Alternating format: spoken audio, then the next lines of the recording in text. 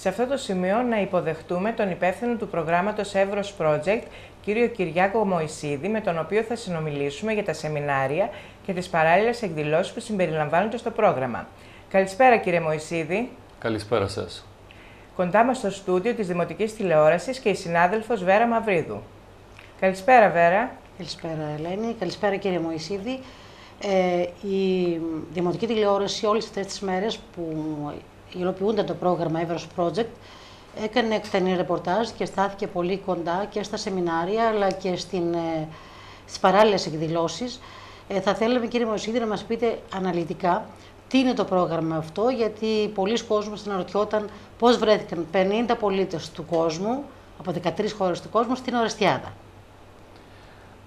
Είναι μια προσπάθεια να γίνει γνωστή η παράδοση, η χορευτική παράδοση βασικά και η μουσική σε αυτούς τους ανθρώπους. Όλοι τους έχουν ιδιαίτερο ενδιαφέρον για τις παραδόσεις γενικότερα των Βαλκανίων, αλλά ειδικότερα της Ελλάδας, και η προσπάθεια είναι να τους δοθεί αυτή η πληροφορία όσο γίνεται πιο αυθεντικά. Ο αυθεντικότερος τρόπος είναι να πάνε στα ίδια τα χωριά στα οποία είναι ζωντανή αυτή η παράδοση. Προηγούνταν, κύριε Μωυσίδη, τα σεμινάρια των παραδοσιακών χωρών και όπου υπήρχαν εκδηλώσεις τα απογεύματα πηγαίνατε και σε εκδηλώσεις για να δουν και τη ζώσα παράδοση προφανώς. Η λογική είναι ότι το πρωί παίρνουμε μια ομάδα χωριών που έχουν κοινή παράδοση εδώ στην περιοχή του Εύρου φυσικά. Τους διδάσκουμε τους χορούς, τα τραγούδια αυτής της ομάδας και το βράδυ επισκεπτόμαστε έναν αντιπροσωπευτικό χωριό στο οποίο θα γλεντήσουμε και θα δούμε από κοντά αυτά που διδάχθηκαν το πρωί στα μαθήματα. Ήταν επιμελείς μαθητές? Ήταν πολύ επιμελείς και το διασκέδασαν πάρα πολύ. Νομίζω πέρασαν πολύ καλά. Ηλικιακά, πού κυμαίνονται οι συμμετέχοντες στο πρόγραμμα? Και ηλικιακά, αλλά και σε κάθε άλλη παράμετρο η οποία θα μπορούσε να χαρακτηρίσει μια ομάδα, υπάρχει μια πολύ μεγάλη διαφοροποίηση. Από νεαρά άτομα, μέσα της δεκαετίας του 20 δηλαδή, έως πιο ηλικιωμένοι, άνω των 70 και 80 ακόμα, συμμετείχαν σε αυτό το πρόγραμμα. Έχουν ξανάρθει στην περιοχή του Βορειού Εύρου οι πολίτες αυτοί? Για πολλούς από αυτούς ήταν η πρώτη φορά που επισκέπτονται τα χωριά σας. Είδαμε κατά τη διάρκεια των ρεπορτάζ ότι αρκετοί από αυτούς είχαν και γνώση λίγο έως πολύ της ελληνικής γλώσσας. Αυτό οφείλεται στα φιλελληνικά τους αισθήματα? Κοιτάξτε, δεν είναι μονάχα ο χορός το τραγούδι. Η στάση θετική απέναντι στην Ελλάδα είναι γενικότερη. Πολλοί από αυτούς αυτή τη στάση την γενική προφανώς την έχουν αποκτήσει από την εποχή που διδάχθηκαν την ιστορία, την παγκόσμια, και φυσικά μέσα έχει μεγάλο μέρος η ελληνική ιστορία, και σιγά σιγά όταν είχαν έρθει σε επαφή με τους ελληνικούς χορούς, με τα τραγούδια, εντάχθηκαν σε κάποιες ομάδες στις δικές τους χώρες που κάνουν αυτή τη δουλειά, έχουν ενδεχομένως κάποια χορευτικά συγκροτήματα ή προάγουν τις παραδόσεις του κόσμου. Και έτσι, μέσω του χορού και του τραγουδιού φτάσαν στο σημείο να μάθουν και τα ελληνικά και βέβαια να γίνουν θερμοί υποστηρικτές της Ελλάδας. Στην ομάδα υπήρχαν Έλληνες μετανάστες τρίτης, τέταρτης γενιάς ή είναι άλλων εθνοτήτων? Υπάρχουν όλες οι κατηγορίες, ας πούμε, των Ελλήνων που μένουν στο εξωτερικό.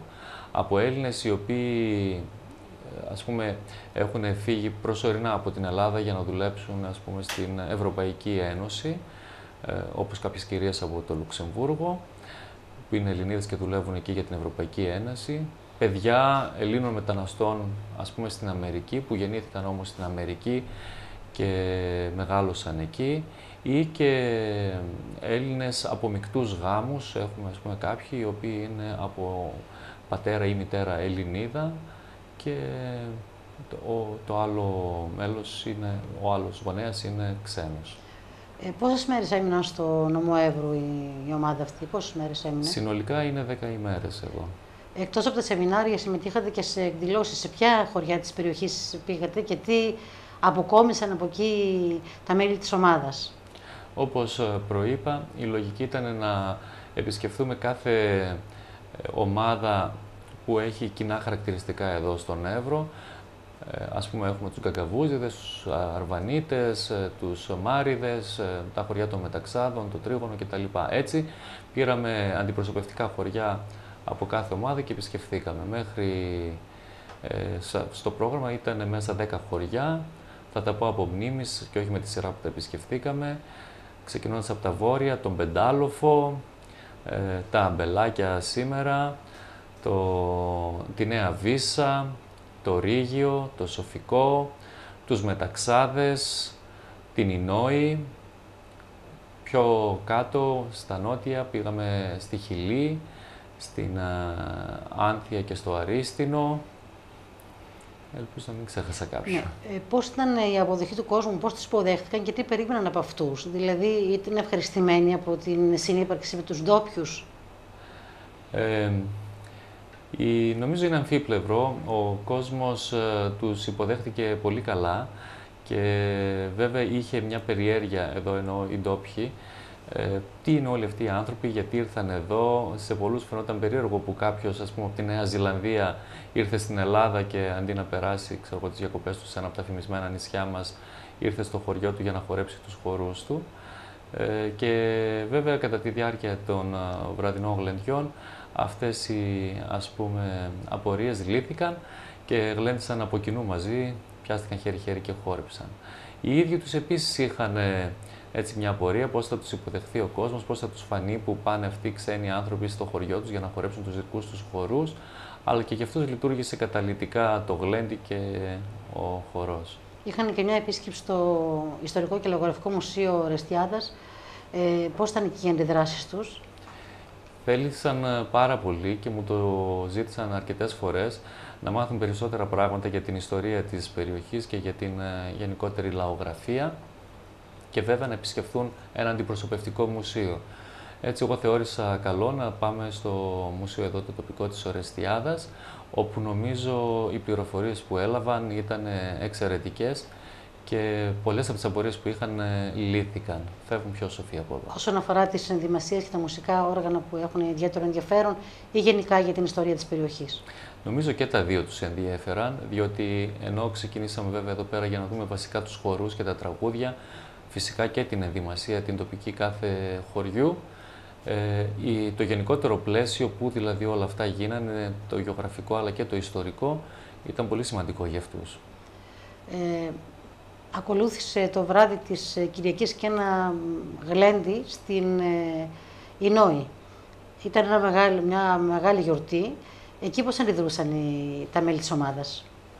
Η Ινόη είναι από τα χωριά που μας καλοδέχτηκαν πάρα πολύ και οφείλω και δημόσια να ευχαριστήσω τον σύλλογο της Ινόης, το Κρασοχώρι, για την θερμή υποδοχή που επιφύλαξαν και για τη βοήθεια που προσέφεραν όλες αυτές τις μέρες στα μέλη τους στην επιτυχία αυτού του σεμιναρίου.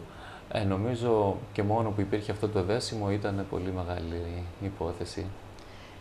Κάθε πότε επαναλαμβάνεται αυτό το project? Δηλαδή θα μπορούσαν να έρθουν και του χρόνου, να έρθει μια ομάδα, να συνεργαστείτε με έναν σύλλογο?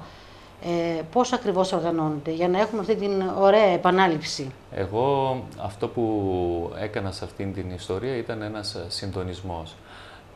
Συνεργαζόμενος με τοπικούς φορείς και χοροδιδασκάλους και άτομα με τα οποία έχουν σχέση με την τοπική παράδοση, προσπάθησα να κάνω ένα ολοκληρωμένο πρόγραμμα παρουσίασης της τοπικής παράδοσης εδώ του Εύρου. Αυτό για να επαναληφθεί δεν είναι πάντα πολύ εύκολο, διότι απαιτεί πολλή δουλειά από όλα τα μέρη. Συνήθως αυτό που γίνεται είναι μια επιλογή περιοχής της χώρας μας, την οποία θα παρουσιάσουμε κάθε χρόνο. Δηλαδή φέτος ήταν ο Εύρος, αύριο ενδεχομένως να είναι κάποια άλλη περιοχή της Ελλάδας, όσο έχουμε το κουράγιο, γιατί όλα αυτά γίνονται με δικές μας δυνάμεις. Το ρώτησα αυτό, κύριε Μωυσίδη, γιατί είναι γνωστό ότι το βόρειο κομμάτι του νομού Εύρου παρουσιάζει ιδιαίτερο λαογραφικό, χορευτικό και μουσικό ενδιαφέρον και λέω αν αυτό μπορεί να παίξει ρόλο στην επιλογή τους για επόμενη χρονιά. Αν προταθεί δηλαδή, λόγω αυτής της ιδιαιτερότητας. Για να γίνει μια ακόμα επανάληψη, εγώ πιστεύω ότι πολλοί από αυτούς θα θελήσουν να ξαναέρθουν πίσω. Παρ' όλα αυτά, από δική μου πλευρά, για να μπορέσω να οργανώσω όλη αυτή και να συντονίσω όλη αυτή την υπόθεση ξανά, θα απαιτηθεί λίγος χρόνος, γιατί ήταν πολύ απαιτητικό. Αν κάνατε έτσι μια αποτίμηση όλης αυτής της οργάνωσης, τι θα λέγατε, κύριε Μωυσίδη, είστε ευχαριστημένος εσείς και τα μέλη της ομάδας? Δεν θα μπορούσα να περιμένω κάτι λιγότερο από τον Εύρο. Για μένα δεν είναι η πρώτη φορά που έρχομαι εδώ. Έχω έρθει πολλές φορές και γνωρίζουμε με πολύ κόσμο. Πολλές γυναίκες από τα χωριά μου έχουν τραγουδήσει τα τραγούδια τους. Τις αγαπάω πολύ και με αγαπάνε. Και βεβαίως αυτό που έγινε εδώ πέρα ήταν υπέροχο. Είμαστε ιδιαίτερα ευχαριστημένοι όλοι μας, όχι μονάχα εγώ. Αυτοί οι άνθρωποι είναι ενθουσιασμένοι, που έχουν δει όλο αυτό το πράγμα, το τι γίνεται, την πραγματική Ελλάδα ουσιαστικά. Είναι μεγάλη υπόθεση. Για να ευλογήσουμε και τα γένια μας, κύριε Μωυσίδη, είναι φιλόξενος ο κόσμος του Εύρου? Αν δεν ήταν φιλόξενος ο κόσμος του Εύρου, αν δεν το ήξερα αυτό έτσι και αλλιώς, δεν θα ήμασταν εδώ αυτή τη στιγμή. Ευχαριστημένος λοιπόν και ικανοποιημένος από την όλη αυτή η οργάνωση και από τους συνεργάτες σας στην περιοχή. Εμείς ευχόμαστε να επαναληφθεί, να εμπλουτιστεί και αριθμητικά, αλλά και όσον αφορά και χωροταξικά.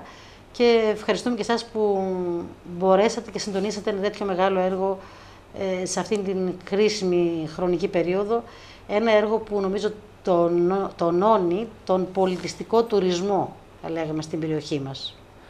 Και εγώ σας ευχαριστώ για την κάλυψη και για τη βοήθεια και που μου καλέσατε εδώ, και να τελειώσω λέγοντας, να υπενθυμίσω μάλλον, γιατί ενδεχομένως όλοι το ξέρετε, αλλά ίσως να το ξεχνάμε κάποιοι, έχετε μια πολύ μεγάλη παράδοση εδώ πέρα, έχετε ένα διαμάντι, κρατήστε το όσο πιο πολύ μπορείτε, είναι η ιστορία σας. Να ευχαριστήσουμε τον κύριο Μωυσίδη που βρέθηκε στο στούντιο της Δημοτικής Τηλεόρασης Ορεστιάδας, καθώς και τη συνάδελφο Βέρα Μαυρίδου, και να συνεχίσουμε το δελτίο μας. Ευχαριστούμε πάρα πολύ.